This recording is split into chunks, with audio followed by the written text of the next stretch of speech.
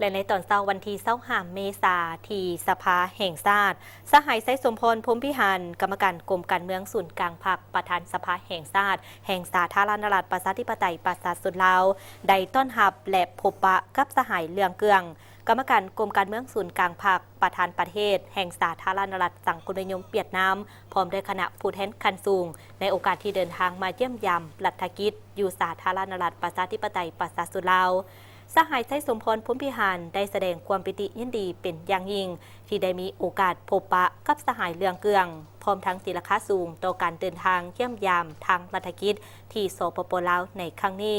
ซึ่งได้นำเอาไมตรีจิตมิตรภาพอันอบอุ่นและความสามัคคีหักแพงอย่างเลิกซึ้งมายังพรรครัฐบาลและประชาชนลาวปันดาเผ่า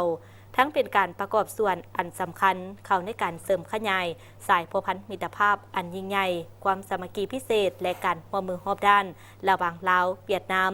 ว่ารวมว่าเฉพาะแมนสายพัวพันหัวมือระหว่างสององค์การนิติบัญญัติของสองประเทศให้นับมือแตกดอกออกผลและเป็นรูปธรรมยิ่งขึ้นสหายไซสมพรพรหมพิหารได้แสดงความสมเสยต่อสหายเลืองเกืองที่ได้รับการเลือกตั้งให้ดำรงตำแหน่งเป็นประธานประเทศแห่งสาธารณรัฐสังคมนิยมเวียดนามคนใหม่แต่เดือนตุลาปี 2024 ที่ผ่านมาพร้อมทั้งฝากคำที่ยามถามข่าวอันอบอุ่นและสนิทสนมที่สุดไปยังบรรดาสหายการนำพรรครัฐสภาแห่งชาติเวียดนามโดยเฉพาะแมนสหายเจินแห่งเมินประธานสภาแห่งชาติเวียดนามพร้อมด้วยบรรดาสมาชิกสภาแห่งชาติเวียดนามพร้อมนี้สหายไซสมพรพรหมพิหารยังได้แสดงความสมเสยและตีราคาสูงต่อผลการพบปะของสอ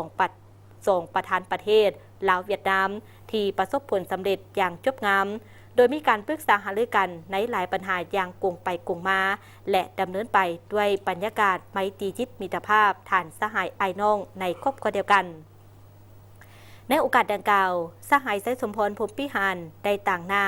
พรรครัฐสภาแห่งชาติและประชาชนลาวปันดาเผ่าแสดงความรู้บุญคุณและขอบใจอย่างจริงใจ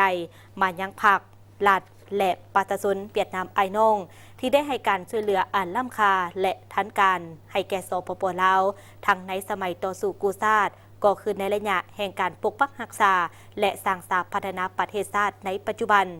พิเศษแสดงความขอบใจอย่างจริงใจต่อการช่วยเหลือในหลายโครงการที่มีความหมายสำคัญและเป็นสัญลักษณ์แห่งการพัวพันหัวมือของสองประเทศโดยเฉพาะหอสภาแห่งชาติลาวหลังใหม่ส่วนสหายเลืองเกืองก็ได้แสดงความขอบใจอย่างจริงใจต่อการต้อนรับอันอบอุ่นซึ่งเต็มไปด้วยไมตรีจิตมิตรภาพฐานสหายไอน้องแสดงความขอบใจต่อสปป.ลาวในการร่วมมือและให้การสนับสนุนเวียดนามตลอดมาและยังได้แสดงความสมเสยต่อบรรดาผลสำเร็จของการพัวพันหัวมือระหว่างสองประเทศก็คือระหว่างสององค์การนิติบัญญัติเวียดนามลาวที่ญาติมาได้ตลอดระยะที่ผ่านมาซึ่งได้ประกอบส่วนอันสำคัญเข้าในการเสริมขยายสายพัวพันและการร่วมมือสองฝ่ายให้นับมือเจริญงอกงามและขยายตัวอย่างโปรยุทธ์ยั่ง